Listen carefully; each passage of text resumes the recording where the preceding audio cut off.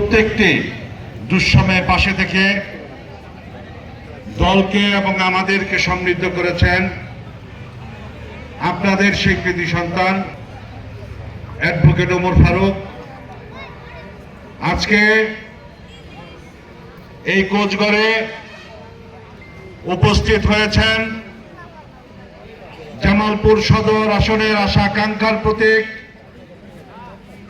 যিনি ফ্যাসিস্ট শেখ হাসিনার বিরুদ্ধে নিয়মিত জাতীয় টেলিভিশন সহ ইলেকট্রনিক মিডিয়াতে কথা বলে বিএনপিকে সমৃদ্ধ করেছেন এবং বিএনপির প্রত্যেকটা নেতাকর্মী যার কথা শুনে উজ্জীবিত হয়েছে সারা বাংলাদেশ, সেই প্রাণপ্রিয় নেত্রী কেন্দ্রীয় বিএনপির সহ স্বনির্ভর বিষয়ক সম্পাদক সাবেক এমপি অ্যাডভোকেট নীলিফার চৌধুরী মণি উপস্থিত রয়েছেন। ছাত্র দলের সোনালী অতীত বন্ধুবর মুস্তাফিজুল হাসান রিপন আমাদের মাঝে উপস্থিত রয়েছেন। জামালপুর জেলা কৃষক দলের সংগ্রামী সিনিয়র সভাপতি আনোয়ার হোসেন উপস্থিত রয়েছেন। জাতীয়তাবাদী ছাত্রদল জামালপুর জেলা শাখার ভারপ্রাপ্ত সভাপতি,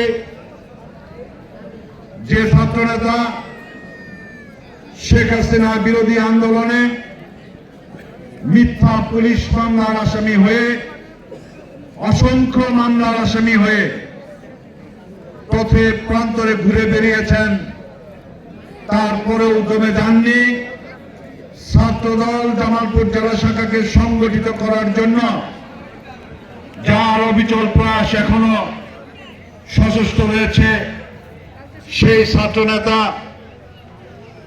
জনাব মোশাররফ সিদ্দিকী উপস্থিত রয়েছেন।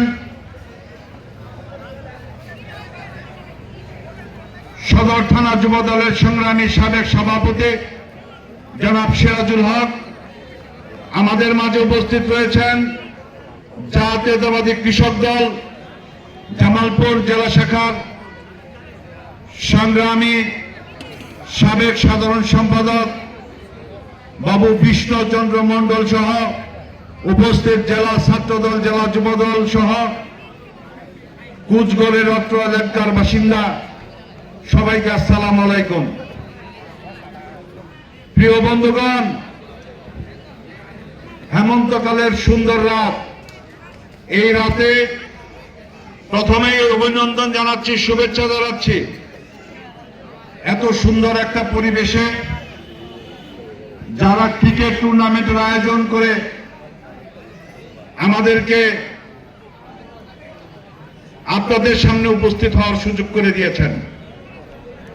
সাথী বন্ধুগণ, দেশ দ্বিতীয়বার স্বাধীন হয়েছে।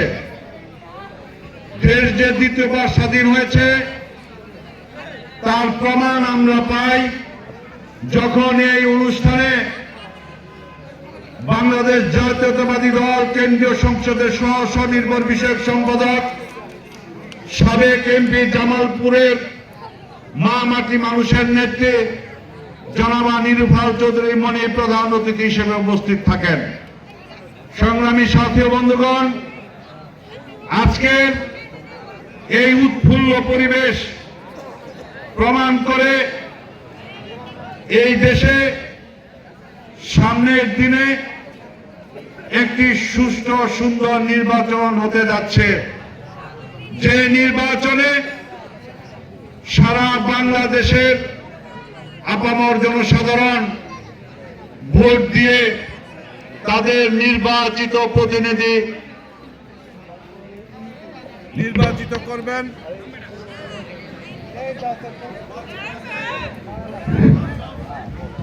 তাদের প্রতিনিধি নির্বাচিত করবেন যার মধ্য দিয়ে দেশে একটি সরকার গঠিত হবে এবং দেশ পরিচালনা করবেন। এই দেশ পরিচালনার অংশীদার হিসেবে আমরা আশা করি বাংলাদেশ জাতীয়তাবাদী দল এদেশের আপামর জনসাধারণের সর্বাত্মক সমর্থন নিয়ে সরকার গঠন করবে ইনশাআল্লাহ। আমরা দ্ব্যর্থহীন ভাষায় আজকের এই ক্রিকেট টুর্নামেন্টে বলতে চাই, দেশ পরিচয়ের অংশ হিসাবে কেন্দ্রীয় বিএনপি এখনো জামালপুর সদর 5 আসনের কাউকে মনোনীত করে নাই। বন্ধুগণ, যখন জামালপুর সদর আসনে সামনে নির্বাচিত হওয়ার জন্য নির্বাচিত প্রতিনিধি বিএনপি দলীয় প্রতিনিধি মনোনয়ন ঘোষণা করবেন, তখন আপনারা ধানের শীষের প্রতীকে নির্বাচনে অংশগ্রহণ করবেন। আপনারা কেউ প্রতারিত হবেন না যে এই জামালপুর আসনে কাউকে কেন্দ্রীয় বিএনপি তাদের প্রতিনিধি হিসাবে এমপি নমিনেশন দিয়েছেন।